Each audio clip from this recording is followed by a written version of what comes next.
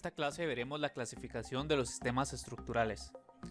Aunque existe una variedad de clasificaciones de estructuras según el autor que se considere, una clasificación interesante es la propuesta por Eino Engel, en la que clasifica las familias de sistemas estructurales por su método para redireccionar las fuerzas.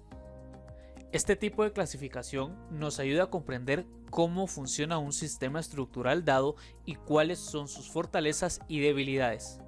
Comencemos por los sistemas estructurales de forma activa. Estos sistemas redirigen las fuerzas externas a través de esfuerzos axiales, ya sean de compresión o tensión. Para lograr esta redirección de fuerzas, la forma arquitectónica que se adopte está determinada por la ruta natural de las fuerzas. Uno de los desafíos que se presenta en este tipo de estructuras es la resistencia de las fuerzas horizontales en los extremos de los tramos de la estructura.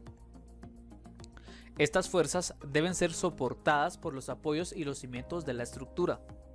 Entre los ejemplos más comunes de los sistemas estructurales de forma activa tenemos, primero, los cables, los cuales son tal vez el medio más simple para soportar cargas. Los podemos encontrar en puentes colgantes, sistemas de techo y sistemas teleféricos. En los puentes colgantes, por ejemplo, la plataforma por donde circulan los vehículos está suspendida por cables flexibles de acero, los cuales están sujetos a tensión pura cuando la estructura está sometida a cargas externas. Como los cables de acero poseen suficiente flexibilidad, se desarrollan en ellos solamente esfuerzos axiales de tensión. Entonces, cuando la estructura se encuentra bajo la acción de cargas externas, el cable adopta la forma que le permite convertir las fuerzas verticales en fuerzas axiales. En otras palabras, la forma del cable cambia conforme la carga aplicada en él cambia. La desventaja de los cables es que, al resistir la carga de esta manera, si cambia el sistema de cargas aplicado, también cambia la forma del cable, y esto rara vez es admisible en las estructuras de ingeniería civil.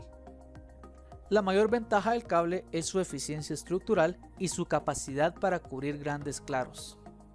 La tienda o la carpa es otro ejemplo de estructura de forma activa, y es una membrana soportada por mástiles u otros elementos estructurales rígidos. La membrana generalmente consiste en una tela tejida y generalmente está reforzada por cables de acero a lo largo de las líneas principales de esfuerzo. La tela y los cables transmiten cargas externas a los soportes rígidos y a los anclajes mediante fuerzas de tensión. La carpa sostiene las cargas por acción de un mecanismo similar al de un cable y, por tanto, presenta el mismo tipo de eficiencia estructural con peso propio mínimo. La carpa es el equivalente en el espacio del cable colgante y la superficie que adquiere bajo una condición de carga dada se denomina superficie funicular. La desventaja más notable de las carpas es que, para transmitir adecuadamente fuerzas concentradas de anclaje que sean muy elevadas y con dirección inclinada, se necesita de una estructura de soporte que puede resultar en ocasiones muy costosa. La aplicación más común de las carpas es en las cubiertas, ya que pueden abarcar grandes distancias de manera económica y atractiva. Los materiales de los cuales se constituye la tela de la carpa pueden ser poliéster laminado o recubierto con PVC y también fibra de vidrio recubierta con politetrafluoretileno. Continuando, ahora nos encontramos con el arco. El arco es una estructura curva con una forma similar al de un cable invertido y que redirige las cargas a las que está sometido a través de compresión axial. Un arco toma cargas verticales y las convierte en empujes laterales que van a lo largo de su estructura y que hacen que los elementos de los que se compone el arco queden en un estado de compresión. Estos elementos que observamos acá en el arco se llaman dovelas, los cuales son piedras en forma de cuña truncada y que se empujan entre sí, lo que hace que queden sujetas a esfuerzos de compresión. Aunque los arcos, por lo general, se diseñan de manera que sus cargas predominantes generen especialmente esfuerzos de compresión, debido a su rigidez y dependiendo de cómo esté cargado, el arco debe resistir algunos esfuerzos de flexión y esfuerzos cortantes. Los materiales más empleados en la construcción de arcos son las mamposterías y el concreto, ya que poseen muy buena resistencia a compresión y un costo relativamente bajo. Otro ejemplo de estructuras de forma activa son las bóvedas. Una bóveda es una estructura arqueada tridimensional que transmite a los soportes solo esfuerzos de compresión. En términos más simples, una bóveda es un arco extruido en una tercera dimensión. Pero, si comparamos una serie equiparable de arcos adyacentes con una bóveda, podemos observar dos diferencias principales en su comportamiento estructural. La primera se relaciona con la distribución de cargas y la segunda tiene que ver con su resistencia lateral. Ambas diferencias se muestran en esta imagen.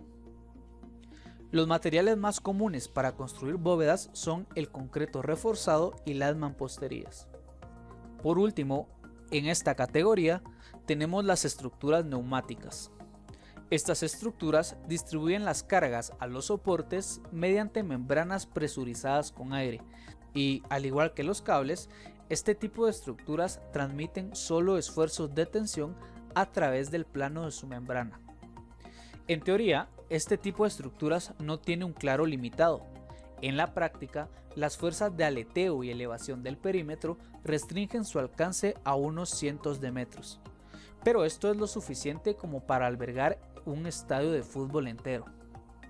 Los tipos de fuerzas que hemos comentado hasta ahora dependen de la redirección de las fuerzas causadas por la gravedad a través de su forma física, lo que les permite mantener únicamente esfuerzos axiales de tensión o compresión. En cambio, en las estructuras neumáticas, el aumento de la presión del aire se emplea para vencer la gravedad y mantener la tensión en una membrana, creando así una forma convexa redondeada. Veamos ahora los sistemas estructurales de vector activo. Este tipo de sistemas estructurales redirige las fuerzas en miembros rectilíneos que trabajan en compresión o tensión axial. Los miembros estructurales que forman estos sistemas son cortos en comparación con el claro que cubren, lo cual les impide desarrollar fuerzas de flexión. Estos sistemas mantienen su equilibrio mediante un arreglo de miembros perpendiculares y diagonales. Para que este arreglo sea estable, los miembros estructurales deben disponerse de tal manera que formen triángulos en toda su estructura. Los principales materiales empleados en este tipo de sistemas son la madera y el acero.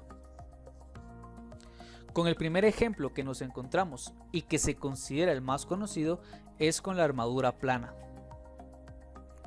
Una armadura es una estructura compuesta de elementos delgados unidos en sus extremos por conexiones articuladas sin fricción y arregladas de tal manera que formen triángulos para que el sistema pueda tener estabilidad.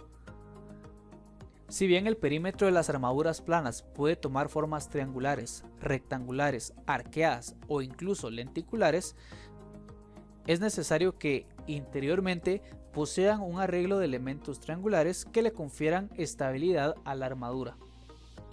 Una característica esencial de las armaduras es que las cargas y las reacciones actúan solamente en sus nodos.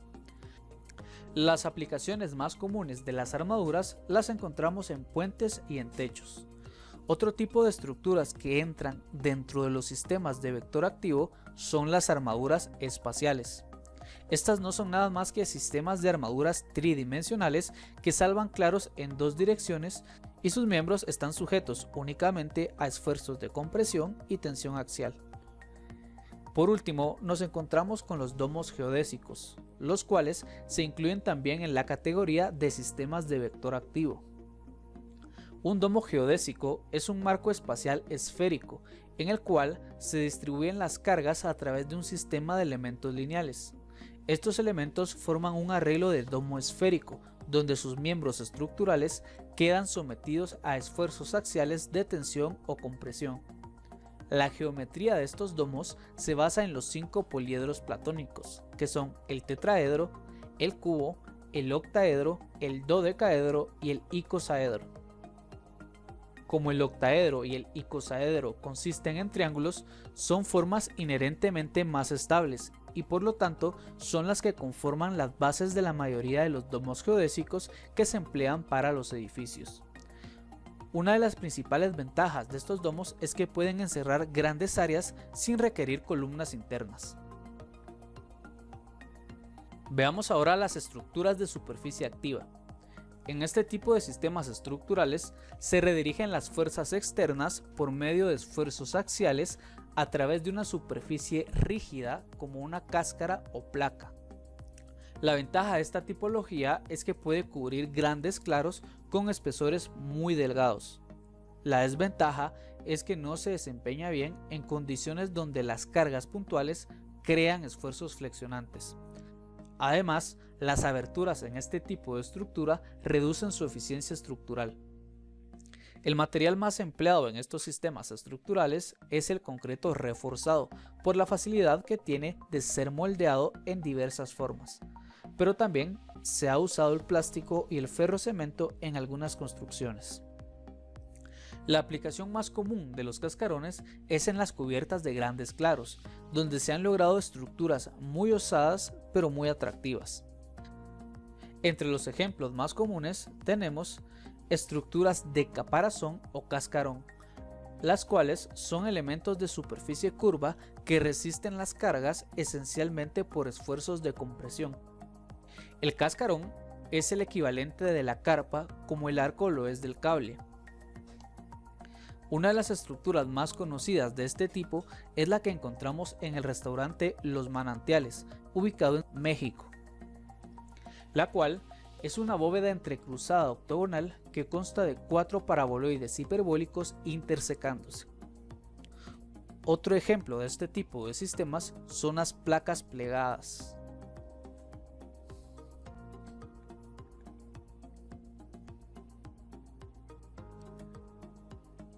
Los sistemas estructurales que hemos visto hasta ahora en la clase tratan de evitar las fuerzas flexionantes debido a su forma funicular o triangulada, y todos redirigían las fuerzas externas a través de la transferencia de cargas axiales. Ahora, para concluir la clase, hablaremos de los sistemas estructurales de sección activa, los cuales son sistemas de elementos rígidos y macizos que pueden cubrir espacios o claros a través de la resistencia de fuerzas de flexión. En estos sistemas, la transmisión de cargas se efectúa a través de la movilización de fuerzas seccionales. Entre los tipos más comunes tenemos los sistemas de marcos rígidos, los cuales están compuestos por elementos rectos conectados unos con otros por conexiones rígidas o por conexiones articuladas con configuraciones estables. A diferencia de las armaduras, las cuales están sujetas únicamente a cargas en sus nodos, las cargas externas en los marcos pueden estar aplicadas tanto en sus nodos como sobre sus elementos. Por último, otro tipo de estructura que cae en esta categoría son las losas, las cuales consisten en placas planas soportadas por vigas, columnas o muros. Las losas distribuyen la carga horizontalmente en una o más direcciones dentro de un solo plano.